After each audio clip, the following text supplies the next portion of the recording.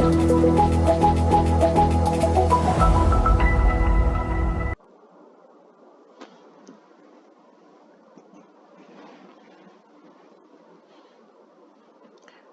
Rahman Rahim. In chapter number 5, our today's article is viscosity. Now, learning objectives of this article are to enable our students to define and explain the phenomenon of viscosity, to describe the units of viscosity, to describe the effect of various factors which affect the viscosity. Now, what is viscosity? Viscosity is the measure of internal resistance of a liquid to its flow. अब इसका क्या मतलब है?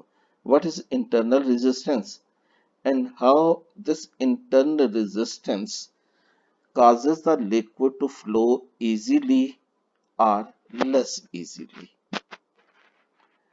Now, the different liquid flow with different ease or with the different velocities. For example, water flows quickly from the tap.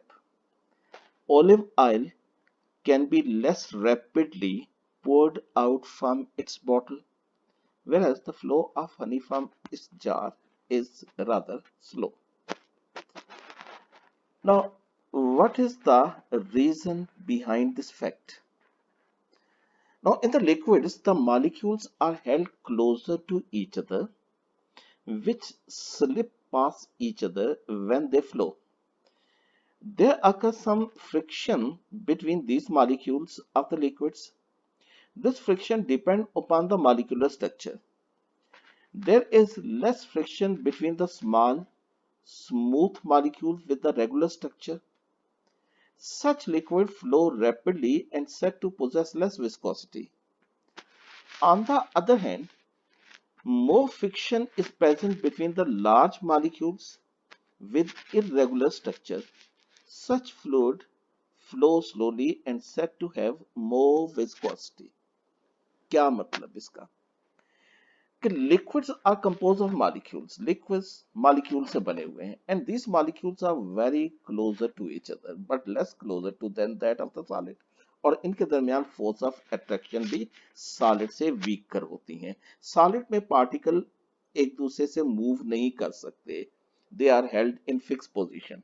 लेकिन liquid में molecules एक दूसरे के क्लोजर तो हैं लेकिन वो एक दूसरे पर स्लाइड करते हैं और इनकी स्लाइडिंग मूवमेंट जो है वो लिक्विड का फ्लो, लिक्विड के अंदर फ्लो प्रोड्यूस करती है. यानी जब लिक्विड फ्लो कर रहा होता है तो उसका क्या मतलब होता है? उसका मतलब ये होता है कि उसके अंदर जो मॉलिक्यूल्स हैं वो एक दूसरे पर से स्लाइड कर रहे हैं. इन मॉलिक्यूल्स के दरमियान हमेशा फ्रिक्शन मौजूद होती है और ये फ्रिक्शन किस बात पर डिपेंड करती है? ये फ्रिक्शन उन मॉलिक्यूल के स्ट्रक्चर पर डिपेंड करती है. अगर मॉलिक्यूल स्मॉल हो, स्मूथ हो, रेगुलर स्ट्रक्चर के हो तो ऐसे मॉलिक्यूल्स के दरमियान फ्रिक्शन कम होगी. ऐसे लिक्विड्स रैपिडली फ्लो करते हैं. हम कहते हैं कि इनकी विस्कोसिटी कम है. Example is the water. लेकिन इसके बरक्स अगर किसी लिक्विड के मॉलिक्यूल्स लार्जर साइज के हैं, उनका स्ट्रक्चर इरेगुलर है, तो ऐसे मॉलिक्यूल्स मूव करते वक्त एक दूसरे के साथ उलझ जाते हैं. उनके दरमियान फ्रिक्शन ज्यादा होती है. ऐसे लिक्विड्स स्लोली फ्लो करते हैं. हम कहते हैं कि उनकी विस्कोसिटी जो है वो ज्यादा है.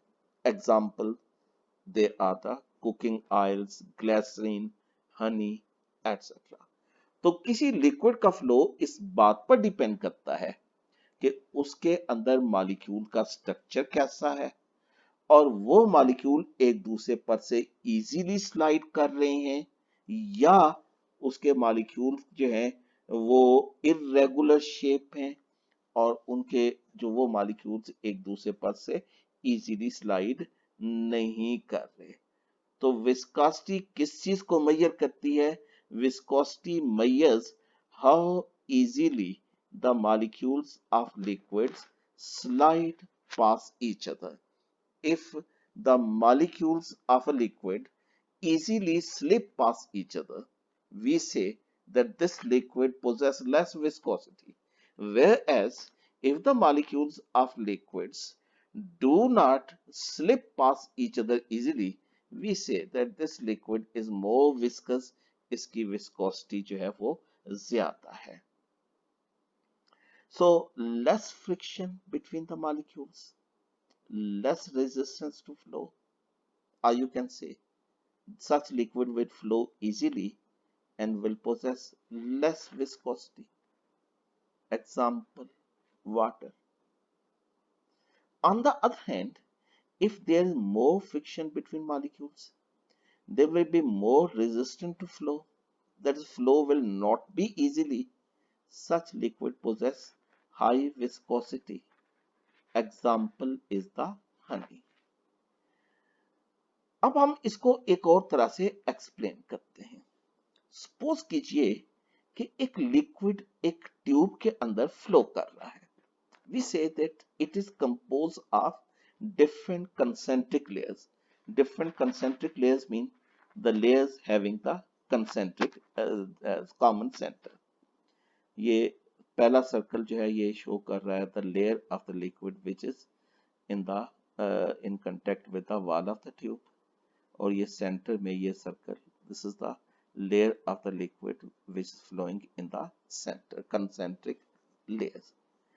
ये लेयर जो कि ट्यूब की वाल के साथ फ्लो कर रही है, इसकी वेलोसिटी सबसे कम होगी.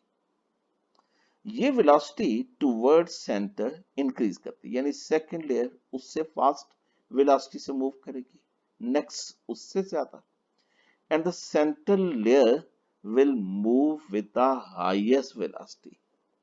Now each layer of the liquid molecule exert a drag or the force of friction on the layer next to it. हर एक liquid molecule की layer अपने से less layer पर एक drag या force of friction exert करती है. इस force of friction की वजह से लिक्विड का फ्लो कंट्रोल होता है. अगर in different layer liquid molecule के लेयर के दरमियान ये फ्रिक्शन कम है तो लिक्विड की विस्कोसिटी कम होगी. अगर लिक्विड मॉलिक्यूल्स की ये जो डिफरेंट लेयर्स हैं इनके दरमियान फ्रिक्शन ज्यादा है तो विस्कोसिटी ज्यादा होगी. सो the resistance to flow is due to the internal resistance between the layers of the liquid molecules. The layer adjacent to the wall of the tube will move with the lowest velocity. The layer in the center will move the highest velocity. Each layer exerts a drag or force of friction on the layer next to it. This internal friction causes the resistance of a liquid to flow. So we can say that the viscosity is the measure of frictional force between the layers of the liquid molecule. Viscosity से हम measure कर सकते हैं कि किसी liquid के अंदर molecules की layer के दरमियान friction कितनी है. वो friction ज्यादा है, viscosity ज्यादा है. वो friction कम है, viscosity कम है. Now let's see what are the units of viscosity. In System International, the unit of viscosity is Pascal second. अब पास्कल जो है ये प्रेशर की यूनिट है. किसके इक्वल होता है? It is equal to newton per square metre. तो अब आप पास्कल सेकंड की यूनिट में पास्कल की जगह न्यूटन पर स्क्वायर मीटर लगा दें तो ये क्या बन गया? न्यूटन सेकंड पर स्क्वायर मीटर. अब न्यूटन क्या होता है? Newton is the force which produces the acceleration of 1 meter per second square in the body of mass 1 kilogram. It is kilogram into meter per second square. तो यहाँ पे अब आप क्या कीजिए? न्यूटन की जगह आप kilogram into metre per second square substitute करते हैं. तो ये न्यूटन की जगह आपने सब्स्टिट्यूट कर दिया, kilogram into metre per second square. ये जो है अब आप पास्कल जो है वो कर रहे हैं, तो यहाँ पे ये सेकंड आ गया, ये वाला सेकंड, और ये मीटर स्क्वायर ये आ गया। अब इसको सिंप्लीफाई कर लें तो ये क्या आ गया, किलोग्राम पर मीटर पर second. So we have unit of viscosity as Pascal second, kilogram per meter per second. Non-SI unit pies, pies और इसके पास्कल के दरमियान रिलेशनशिप क्या है कि 1 pascal second is equal to 10 poise, या 1 poise is equal to 1.1 kilogram per metre per second, और it is equal to 1 gram per centimeter per second. Now let's see what are the factors which affect viscosity. Three factors. They are molecular size and shape, intermolecular forces, and the temperature. So first of all, molecular size and shape. Now the small, compact, and regular shaped molecules have lower viscosity. For example, water, acetone, benzene, methanol.